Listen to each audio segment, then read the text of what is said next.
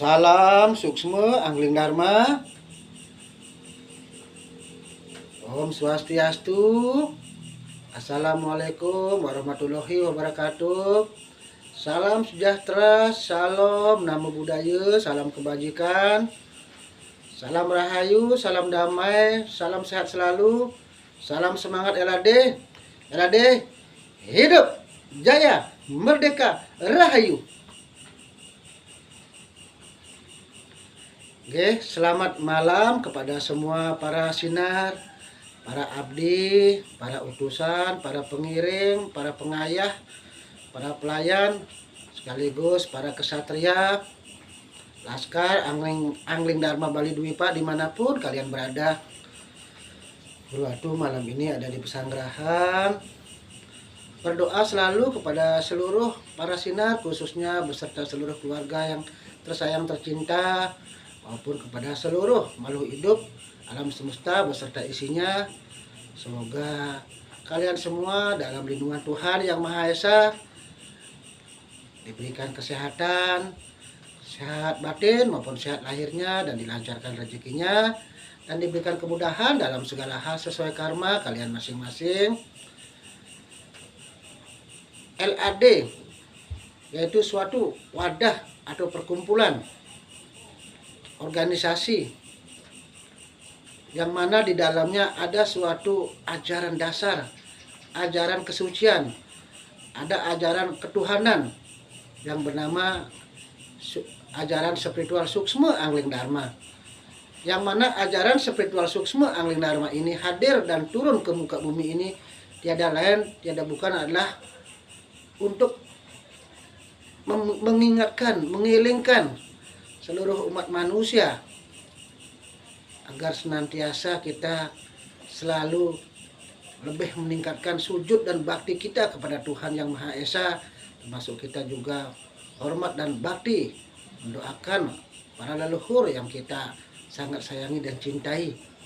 Jadi LAD sebagai wadahnya, termasuk ajarannya itu hadir dan turun karena melihat ya, iman manusia sudah banyak yang goyah ya, karena kesadaran umat, terutama iman manusia itu sudah semakin lemah, di mana jiwa-jiwa manusia terlalu banyak menuntut tapi kurang menyadari apa yang hak dan kewajibannya itu yang kurang mereka lalaikan. Makanya banyak manusia sekarang yang sering menindas sesama ciptaannya, sesama ya kita ciptaannya. Banyak orang tidak kuat menghadapi ujian cobaan, melarikan diri dari persoalan, mengambil jalan pintas yang menghancurkan dirinya sendiri, hidupnya diri sendiri, maupun menghancurkan sesamanya, orang lain maupun lingkungannya. Banyak orang sekarang ya mengambil jalan pintas dengan bunuh diri, menyakiti diri sendiri maupun menyakiti orang lain karena tidak kuat menghadapi ya penderitaan hidup. Ya, banyak orang meninggalkan beliau ya karena ada masalah, tidak mau dekat sama beliau, malahan mungkin mabuk-mabukan, minum-minum, lari ke hal-hal temennya, bergaul dengan orang tidak baik yang adharma. Untuk itulah ajaran spiritual Suksma Angling Dharma hadir turun untuk mengelingkan, mengingatkan agar kita tahu diri, siapa jati diri kita, hakikat dasar kita ini siapa di mata Tuhan. Kita inilah hamba beliau, salah satu ciptaan beliau yang harus mestinya banyak bersyukur kita masih bisa terlahir ke muka bumi ini sebagai manusia. Karena hanya dengan terlahir sebagai manusia lah kita bisa memperbaiki hidup, bisa memperbaiki karma dari kehidupan dahulu atau kemarin yang mungkin kurang beruntung. Jadi disinilah pakailah kesempatan emas ini, bukan kita dengan terlahir sebagai manusia ini kita jadi raja atau jadi ratu yang ingin dilayani, ya, ingin dihormati. Kadang-kadang kita dalam hidup karena kita punya power, punya kekuasaan, punya kelebihan, menindas saudaranya yang lemah. Itulah kesalahan kita. Kita percaya hidup ini kan ada hukum karma pahala. Jadi janganlah kita dalam hidup ini ya nyapu ya diaku, selalu dan mempunyai jiwa ego, aku, sombong dan takabur itu. Jadi ajaran spiritual Suksma Angling Dharma hadir dan turun untuk menyelamatkan umat manusia dari kegelapan jiwa, kegelapan batin, kegelapan spiritual, kegelapan rohani. Yang mana selama ini bakti ke hadapan Tuhan sudah ada dua yang sudah diturunkan Tuhan. Lalu agama, sastra, adat, yadnya dan lain-lain. Yaitu bakti ke hadapan Tuhan setiap hari, bakti ke hadapan Tuhan setiap hari tertentu. Ada dua bakti yang manusia sudah laksanakan, sudah dari dulu. Tapi ada bakti lagi satu yang selama ini manusia tidak tahu, tidak sadari, tidak paham, tidak mengerti.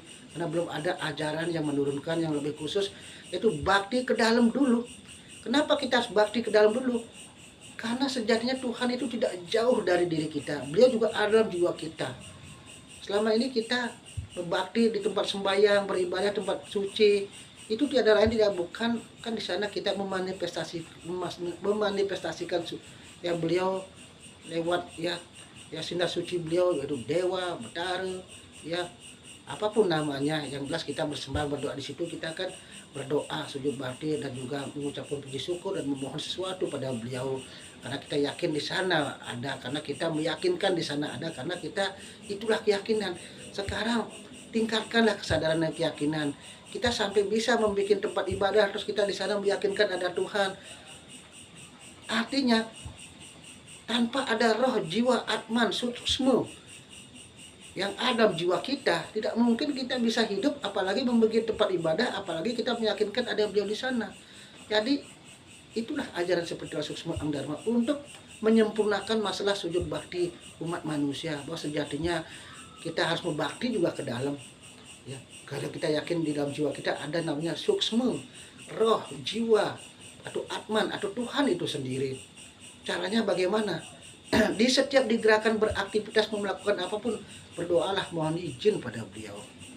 Mohon doa, mohon restu agar apapun yang kita lakukan, kita rahayu selamat disinari, karena angkian menyilih. Apapun yang kita lakukan, mohon izin dulu agar apa yang kita lakukan direstui sesuai karma kita. Itulah intisari ajaran spiritual suksma Ang Dharma. Di sana kita tetap melaksanakan yadnya ibadah, persembahyangan, apapun. Itu pesan dari Guru Ratu yang utama. Oke, semua para sinar dan semua para umat tetap semangat semuanya. Jalankanlah aktivitas dengan tulus, dengan baik, dengan penuh keyakinan, dengan semangat, dan jangan banyak mengatur. Berserah dirilah, serahkan semuanya apa kita lakukan pada Tuhan, dan apapun hasilnya kita suksmain. Oke, rahayu sarasami. Jadi hidup jaya merdeka rahayu.